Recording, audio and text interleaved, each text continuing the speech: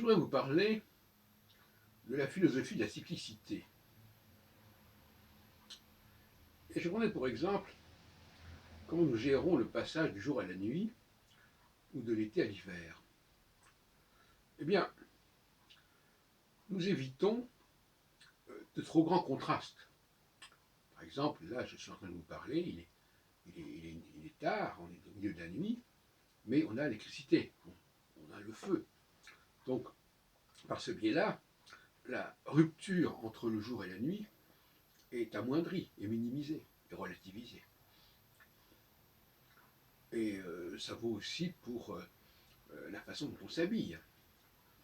L'habillement permet de, de niveler plus ou moins notre rapport à la nature.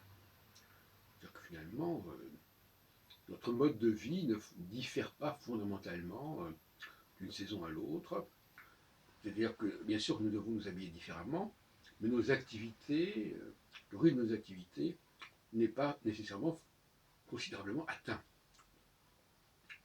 Donc, le génie humain s'est efforcé, et ce qui a d'ailleurs souvent demandé des inventions, des créations, s'est souvent efforcé de,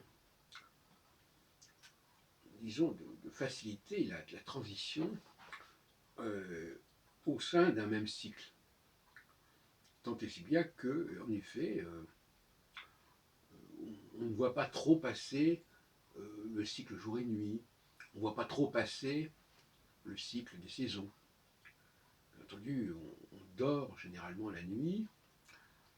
Il y a une horloge biologique qui nous fait fonctionner d'une certaine façon, mais malgré tout, la transition, les contrastes, la transition va niveler les contrastes.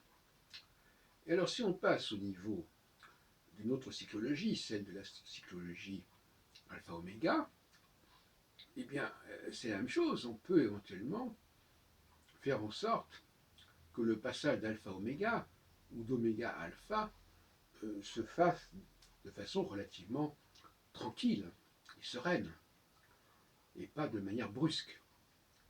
Mais pour cela, encore faut-il connaître, ce qui est un problème, encore faut-il connaître ce qu'est le temps alpha et ce qu'est le temps oméga.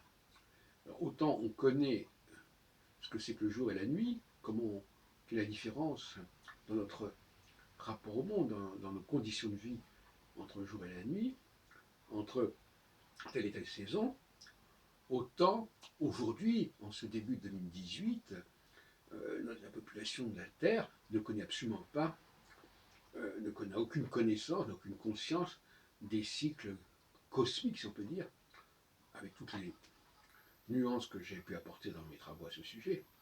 Elle n'a aucune conscience de ces cycles.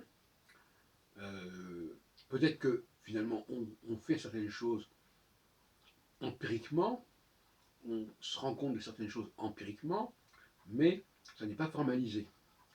Et mon objectif, c'est que les notions d'alpha-oméga deviennent, dans les 20 prochaines années, aussi familières au grand public que les notions de jour et de nuit et les notions d'été et d'hiver, par exemple. Bon, alors la seule chose qui nous reste aujourd'hui, c'est bien entendu l'alternance de la gauche et de la droite. Les gens, quand on leur demande quelle est la différence entre une politique de gauche et une politique de droite, ils en ont quand même une certaine idée. Et quelque part, cette idée de la gauche et de la droite n'est pas complètement décalée par rapport à l'idée de l'alpha et de l'oméga. Ce qui est normal, parce que de toute façon, nous vivons des choses, et ce que nous vivons, c'est quand même le reflet des forces qui sont en cours, qui sont à l'œuvre. Donc c'est assez normal. Mais, même si nous savons à peu près ce que c'est qu'une politique de gauche ou de droite, nous ne savons pas quand est-ce qu'elle va s'exercer, combien de temps elle va s'exercer.